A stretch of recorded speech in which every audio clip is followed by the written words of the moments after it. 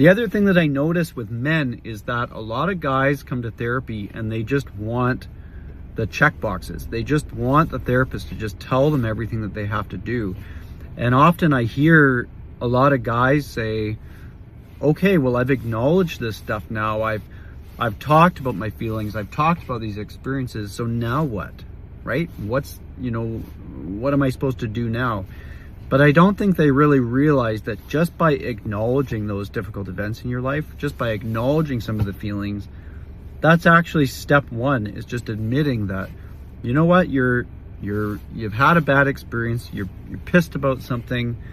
You know what? Acknowledging it, being real with where you're at, is something that is just not even, I feel like it's not common. There's, especially in the context where I grew up as a Christian, it's like, often I'm like, you've gone through hard things. You can't just, you have to admit that things have been difficult for you, right? Because eventually, if you don't admit it, your body's going to catch up with you. You're going to notice it in your health and your immune system, because you haven't acknowledged those difficult experiences in your life.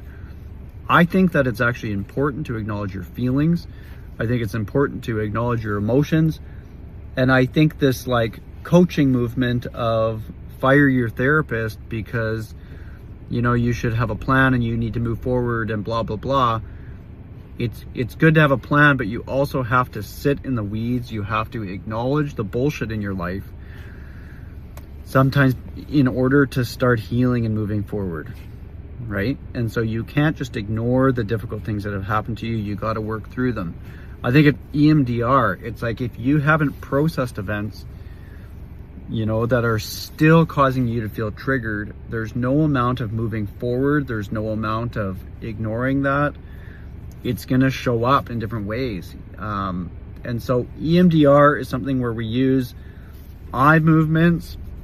It stands for eye movement desensitization and reprocessing. And so the idea is that when we go to sleep at night, our eyes move back and forth in our sleep cycle called REM, and that's where we dream. And that's why our dreams are just, we have scattered pieces of all these different memories or just weird things. And that is our brain trying to make sense of our world. And so if you've had traumatic memories, what we do in therapy is I actually get people to think about the memory, to think about the experience that they had, the emotions, the sensations, and the beliefs that are attached to it, to think about that.